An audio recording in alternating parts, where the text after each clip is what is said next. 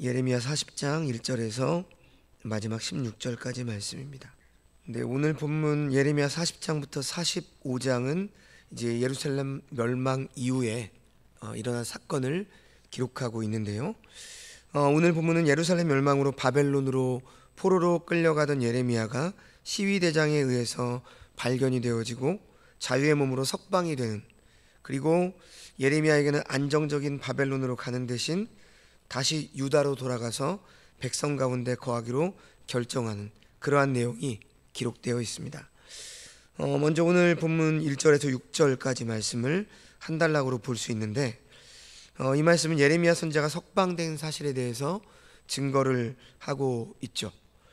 바벨론에 의해서 예루살렘이 함락을 당함으로 이제 유다는 망하게 됐습니다.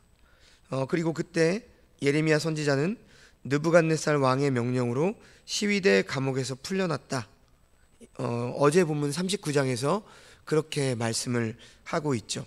그런데 오늘 본문 1절 말씀을 보면 좀 우리가 말이 앞뒤가 안 맞는 것처럼 말씀이 나와 있어요. 사령관 느부사라단이 예루살렘과 유다의 포로를 바벨론으로 옮기는 중에 예레미야도 잡혀 사슬로 결박되어 가다가 라마에서 풀려난 후에 말씀이 여호와께로부터 예레미야에게 임하니라, 이렇게 기록되어 있습니다.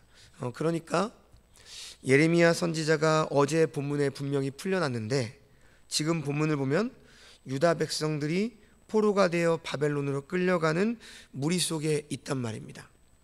그러다가 라마에서 지금 풀려났다, 이렇게 말씀을 하고 있어요. 그러니까 말이 앞뒤가 맞지 않는 것처럼 보입니다.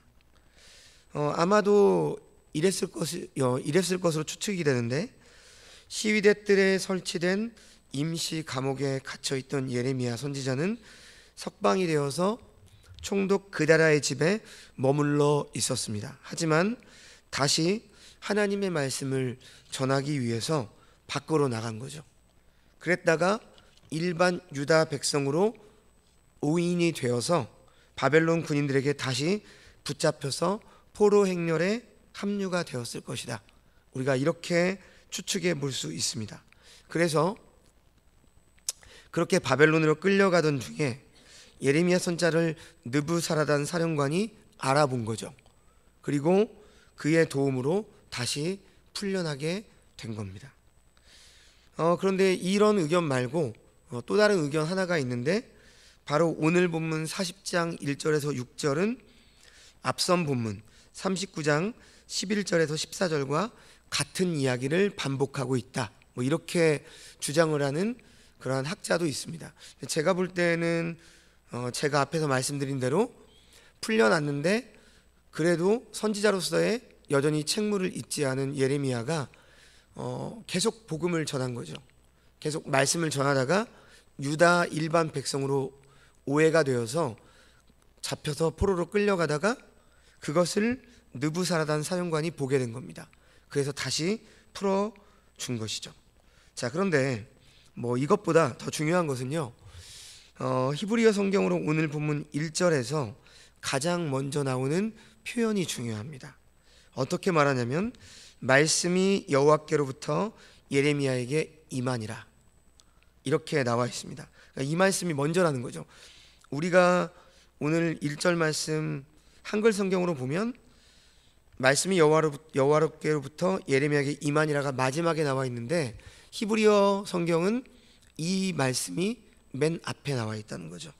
이게 왜 중요하냐면 성경은 예레미야 선지자가 라마에서 풀려났다는 사실이나 왜 예레미야 선지자가 2번씩 풀려났는지에 대해서 설명하는 것보다 하나님의 말씀이 그에게 임했다는 사실을 강조하고 있다라는 것이죠. 그러니까 하나님께서는 예레미야 선지자에게 여러 상황에서 말씀을 들려주셨다라고 하는 거죠. 일상생활 가운데서는 물론 시위대의 뜰에 구금되어 있을 때에도, 그리고 오늘 본문처럼 포로로 끌려가는 상황에서도 하나님은 예레미야에게 여전히 말씀하고 있다라고 하는 사실입니다. 자, 이 사실은 오늘을 사는 우리에게도 동일하게 적용을 할 수가 있습니다. 하나님께서 우리에게 말씀하지 않으셔서 듣지 못하는 것이 아니라는 것입니다. 하나님께서는 수도 없이 많이 말씀하심에도 우리가 듣지 않으려고 해서 들리지 않는 경우가 훨씬 더 많다라고 하는 것입니다.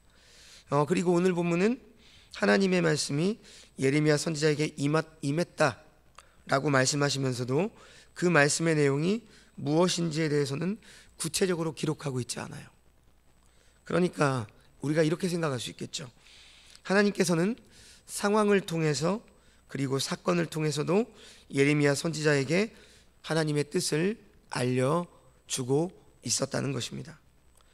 물론 하나님께서 우리에게 먼저 성경 말씀이나 설교 말씀을 통해서 하나님의 뜻을 일깨워 주시지만 때로는 우리의 환경을 통해서도 상황을 통해서도 하나님은 여전히 우리에게 말씀하시는 것이죠. 그래서 상황과 여건 속에서 하나님의 뜻을 알려주기도 하시는 것입니다. 그래서 우리는 하나님의 말씀에 순종해야 되는 것은 당연한 것이고 때때로 하나님께서 이러한 환경을 허락하신 것도 우리는 인정하고 순종을 해야 한다라는 거죠.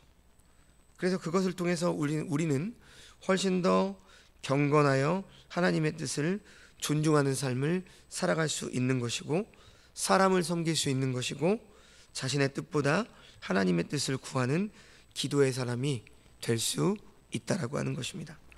자, 3절 말씀을 보시면 느부사라다는 풀어준 예레미야 선지자를 불러놓고 이렇게 말합니다. 여호와께서 그가 말씀하신 대로 행하셨으니 이는 너희가 여호와께 범죄하고 그의 목소리에 순종하지 아니하였으므로 이제 이루어졌도다. 이 일이 너희에게 임한 것이니라. 여러분 어떻습니까? 놀라운 말씀이죠. 왜 놀라운 말씀이죠? 느부사라다는 이방인의 정복자입니다. 그런데도 유다가 멸망한 이유에 대해서 정확하게 지적을 하고 있습니다.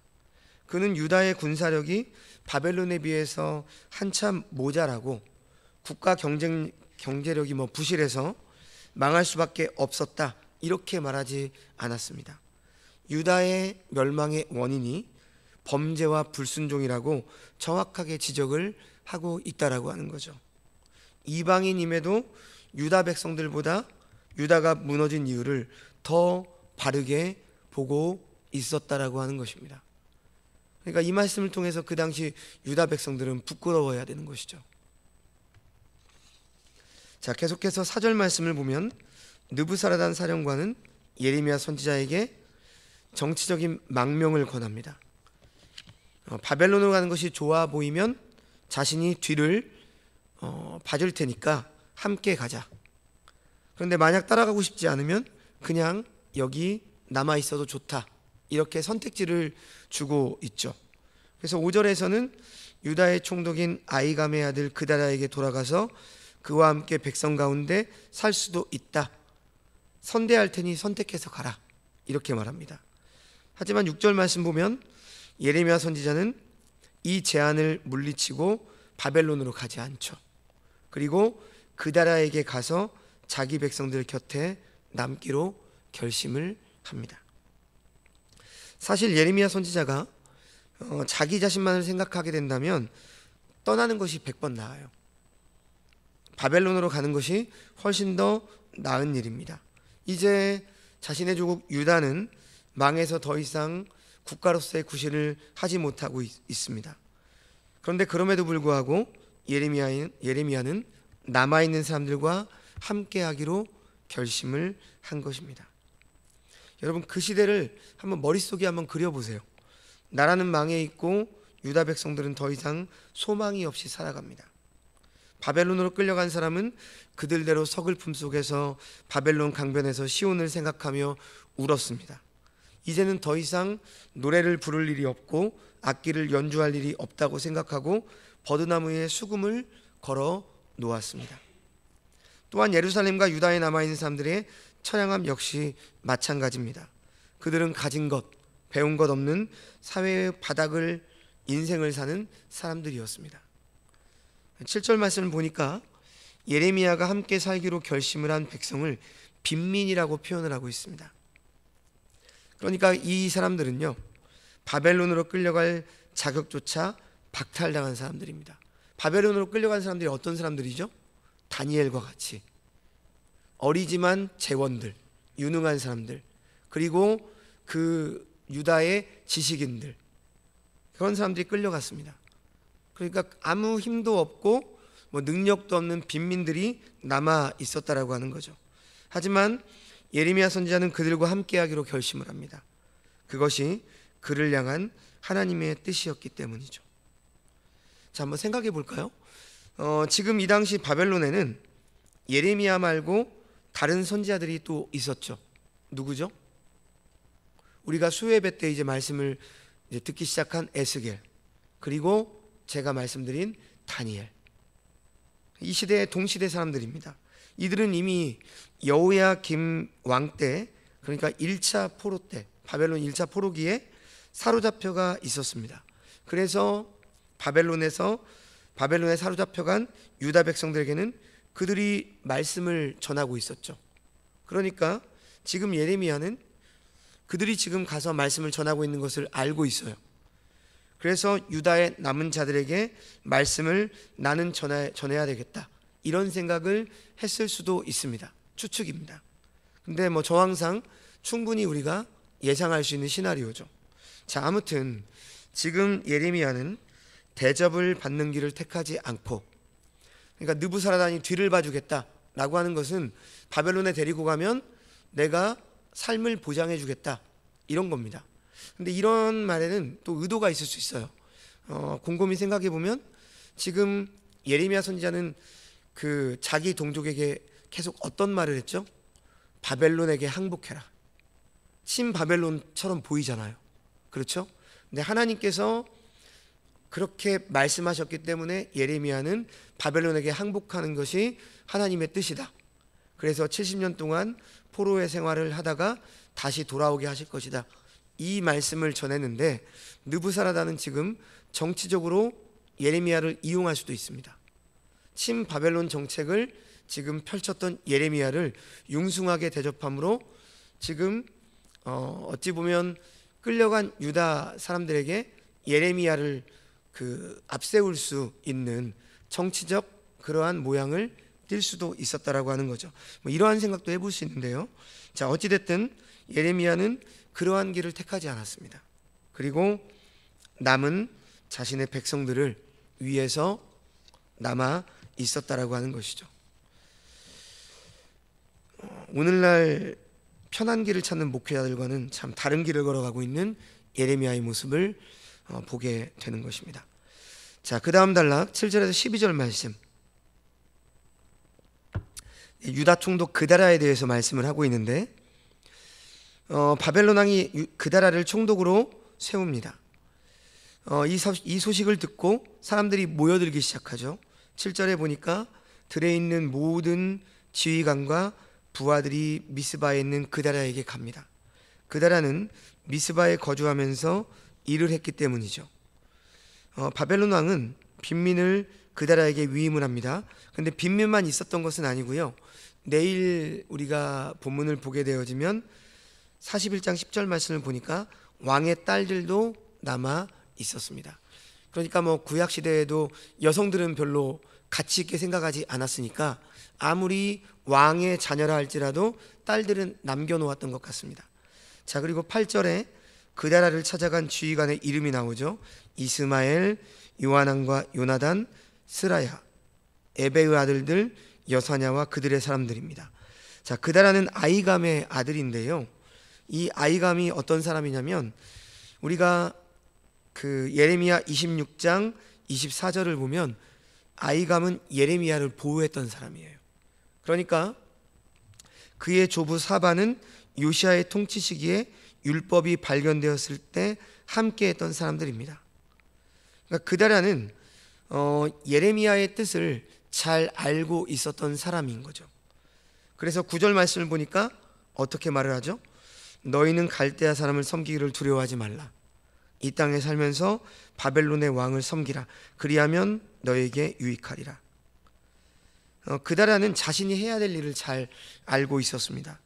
지금은 유다 백성 모두가 사는 길이 무엇이냐면 갈대아 사람들, 그러니까 바벨론 사람들을 잘 섬기고 바벨론 왕을 섬기는 방법밖에 없다라고 말하고 있는 거죠. 그래서 10절 말씀에 자신은 미스바에서 유다 백성들을 대표해서 바벨론 사람들을 내가 잘 중간에서 대할 테니까 너희들은 유다의 성읍에서 어느 성읍에서든지 사람들이 포도주와 여름과일과 기름을 모아 저장하며 살 수 있도록 잘 도우라. 이렇게 말을 하는 겁니다. 나라가 망해서 먹을 것도 없고 힘드니까 내가 바벨론 사람들에게 중간에서 잘 말할 테니까 너희는 먹는데 먹고 사는 데에 힘을 기울여라. 그러니까 남아있는 우리도 이런 거죠. 그런 게 기다리고 있는 거죠. 나중에 하나님께서 회복시킬 때까지 어찌됐든 이곳에서 살아야 될 거 아니냐, 살기 위해서 이렇게 지내자, 이렇게 말을 하고 있는 거죠. 그래서 11절과 12절 말씀을 보면 유다에 살고 있던 사람은 물론 모압과 암몬, 에돔 지역에 살던 유대 백성들까지 돌아옵니다. 그러니까 전쟁이 나가지고 뿔뿔이 흩어졌단 말이죠. 그런데 그다랴가 유다 총독이 되어서 지금 백성들을 불러 모으고 함께 잘 지내기 위해서 재건을 힘쓰고 있다는 소식을 듣고 어떻게 했다는 거예요? 그런 백성들이 다 돌아온 거죠. 그래서 포도주와 여름과일을 풍성하게 모으며 살게 됐습니다. 자, 잘 보십시오, 성도 여러분. 지금 유다는 바벨론 군대에게 멸망해서 그들의 지배를 받고 있습니다. 하지만 그런 가운데서도 하나님의 말씀을 따르면 하나님께서 평안을 유지할 수 있도록 해주심을 지금 경험하도록 하고 있다는 거죠. 그러므로 중요한 것은요, 어떤 상황에 처하든지 그 상황에서 하나님의 뜻을 찾고 하나님의 뜻을 따르는 것입니다. 하나님께서 말씀하신 대로 잘 살아가는 거죠. 지금 하나님께서는 비록 예루살렘이 바벨론에 의해서 무너졌지만 계속해서 그들을 버리지 않고 주목하고 있습니다. 포로로 끌려가는 것만이 하나님의 뜻이 아니라 지금 끌려가는 것이 물론 하나님의 뜻이라고 말씀하고 있지만 끌려가지 않았던 그러한 백성들 또한 하나님은 보살피고 있습니다.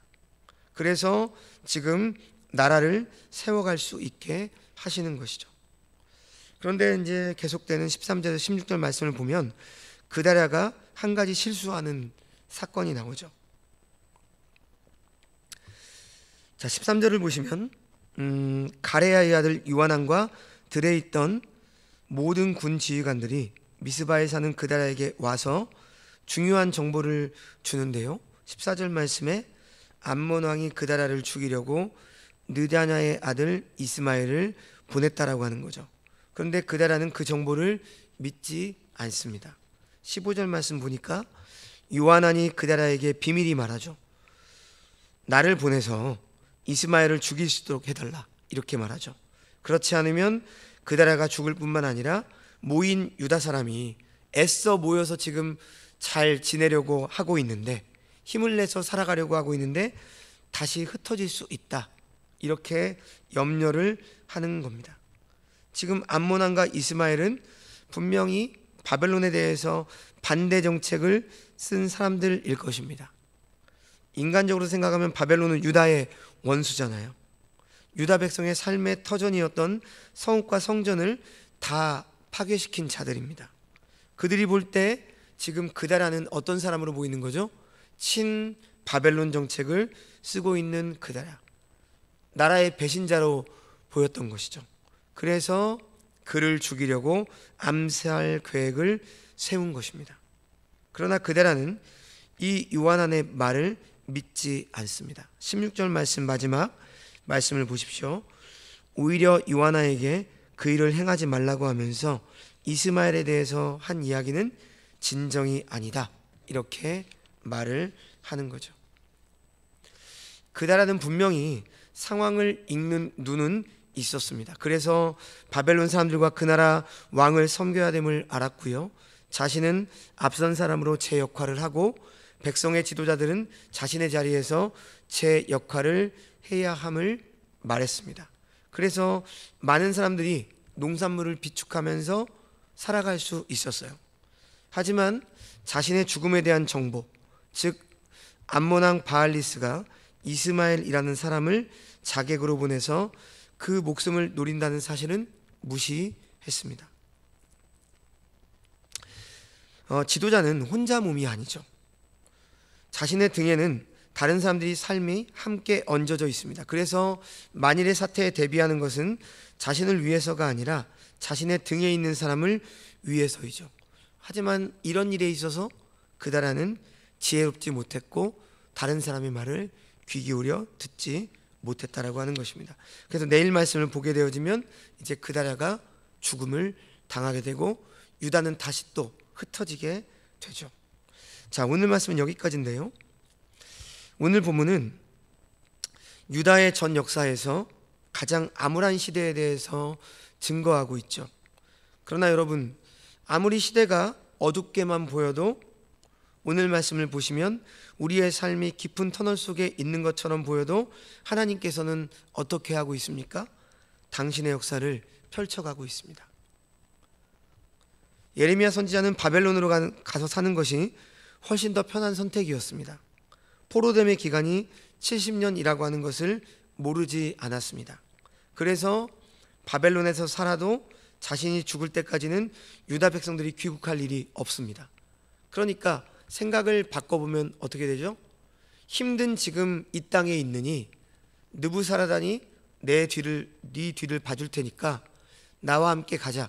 그러면 어차피 나는 살다가 돌아와서 이스라엘이 회복되는 걸 보지도 못하니까 남아있는 인생을 바벨론에서 편하게 지낼 수 있잖아요.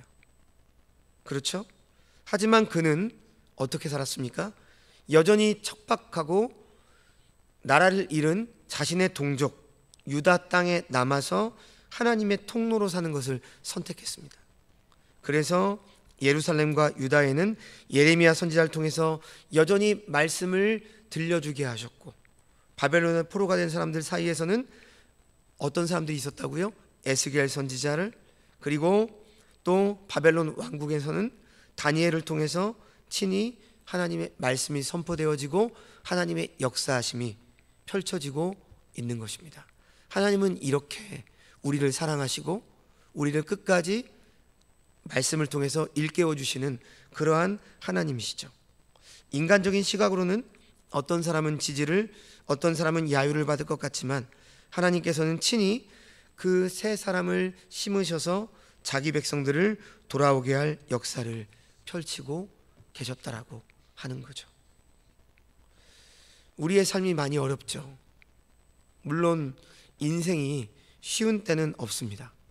그 중에서도 더욱 어둡고 질곡의 시간을 보내고 계신다면 우리는 우리 하나님을 깊이 묵상해야 합니다.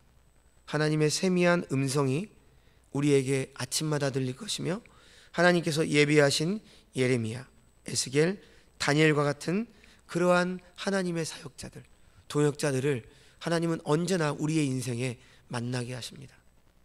오늘 하루도 경건의 생활의 경건화를 이뤄서 주님 안에서 함께 지어져 가며 우리에게 주어진 삶을 바르게 늘 분별하며 주어진 상황을 믿음으로 수용하는 그러한 한날이 되시기를 주님의 이름으로 축원을 드립니다. 기도하겠습니다. 하나님 아버지, 오늘 말씀을 통해서 나라가 망하는 절체절명의 시기에도 자신의 안일함보다는 백성을 생각하는 예레미야의 믿음의 분별력과 결단력, 그리고 그다라처럼 자신의 목숨이 위험할지라도 자기 백성의 생계를 걱정하는 헌신된 그러한 하나님의 사람들이 있음을 우리에게 말씀으로 또 깨워주셔서 진심으로 감사를 드립니다. 우리도 또한 이러한 자들이 되기를 원하고 또 우리의 인생 가운데 이러한 자들을 만나게 해주신다라고 하는 사실을 깨닫고 우리가 소망을 잃지 않고 하나님의 말씀대로 살아가게 하여 주옵소서.